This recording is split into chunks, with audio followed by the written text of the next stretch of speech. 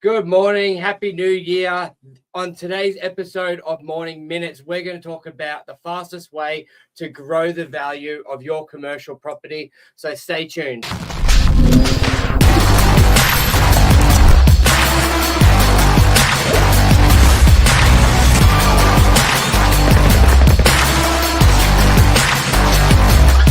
I'm the ringleader, so listen up. Good morning, everyone. Welcome to Morning Minutes. Myself, Michael Burgio, talk episode 1582, and we're talking about the fastest way or ways to increase the value of your commercial property. I thought it was a good time to do it at the start of a new year, looking forward. Now, what we're going to go through in today's episode is one of the reasons why I love commercial property, especially compared to residential. A lot of the time with residential property, the value of your property is determined by how the overall market is going. And that's why the common asked question when a real estate agent or people around a barbecue is, how's the property market going? Because that owner knows if they say good, then typically they're making money, they've made money in their residential property, and there's not much they can do to really impact that price. Of course, you can make sure the presentation is amazing, new kitchens, new bathrooms, painting and carpet. But once you've done those value adds, what more can you really do? So that's why I love commercial property, and let's get into it. The number one way to increase the value of your commercial asset is increasing the lease terms and the rental amount for the commercial property. Not rocket science, but the more rent you get for your, say, shop, the higher the value of that price, of that potential sale price is. Now, for anyone who's bought commercial property, that would be a bit of a no-brainer. But if you're coming from the residential market where you're not really thinking about rental return or rental income, or if it's a good rent, you're like, great, pay less mortgage, or I'm kicking them out because I'm moving in anyway. But with commercial property, it is one of the most important things to know. It's one of the most commonly asked questions. The rental return is very significant. Now, and it can be as simple as, if you have a shop bringing in $50,000 a year income, let's put that at a 5% return, that's worth $1 million, and you can negotiate the rental increase to $60,000 a year. You're now got an asset worth $1.2 million. So overnight, you've increased the value of $200,000 for your asset, regardless of the market. If interest rates went up and down, you've had that increase. And I think one of the best case studies I've ever had, taking this into consideration, was we had an empty shop on Howard Avenue. The owners were about to do a deal for $700,000. I had a tenant who was eager to find a shop in DY. That ticked all the boxes. I said to the owners, can I bring this tenant through? And they're like, no, we only want to sell it.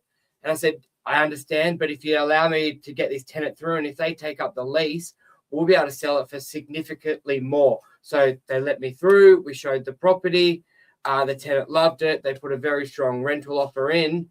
And long story short, I sold that shop 2 weeks later for $910,000. So for an asset that had been on the market for nearly a year, vacant, about to do a deal at $700,000 with a new tenant in place with a great rent, selling it for $910,000.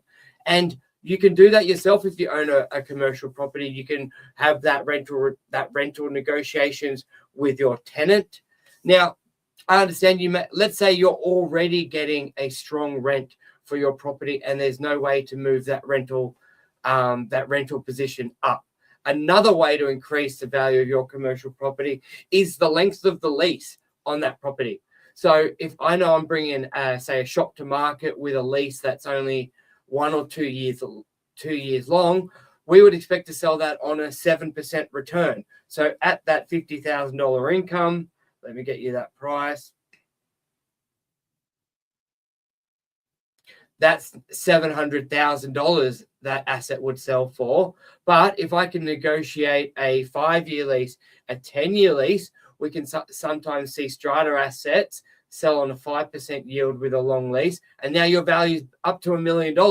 So by not even changing the rent, but how long the lease is, you could have a $285,000 fluctuation on the price, which is massive. Now, a third option, if you can't change the rent, they won't do a longer lease. Also, the type of tenant can really impact the value of the property. From, I know before COVID, coffee shops, cafes, restaurants would be selling on some of the best yields and the most desired assets. But ever since COVID, there's been a bit of hesitancy to those businesses because I think a lot of people saw how quickly they closed, and there wasn't a lot of operators out there, did not have a lot, weren't very successful. So the key tenancies I'm seeing, which investors are loving, are sort of lawyers, medical tenants. So even if you can't change the rent, the length of the lease, even having a different type of tenant in place can increase the value of your property. So there's the first one. The second point to increasing the value of your commercial property is the floor space. Now, as I covered in point 1, the rental yield is a big factor in the value of the property, but so is the floor area.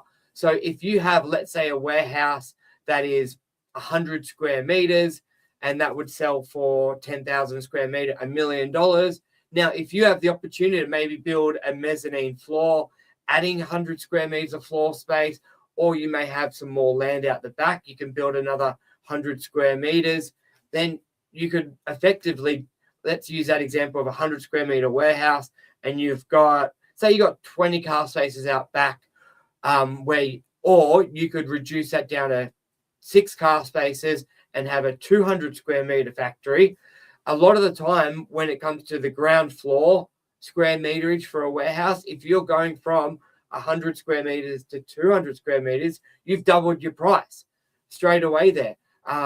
When you're building additional floors like mezzanines, it's sometimes not the exact same as doubling the price.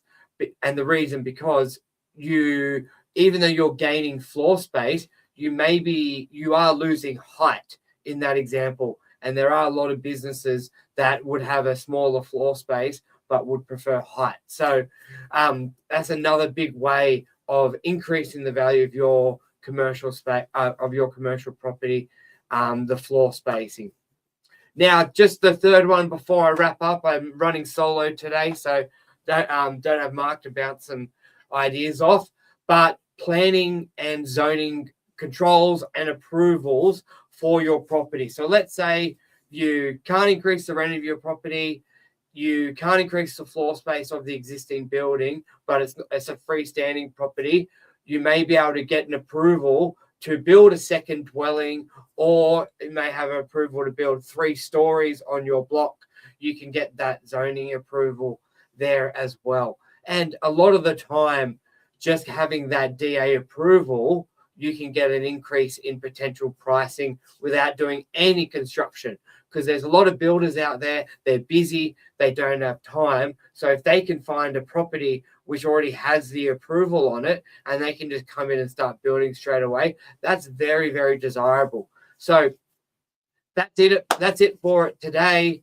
If you have any questions, or you would like myself to do an analysis of your commercial property to see where you could potentially increase the value, either rent, square meterage, or planning controls, feel free to reach out to me anytime. It's been a pleasure. Thank you very much.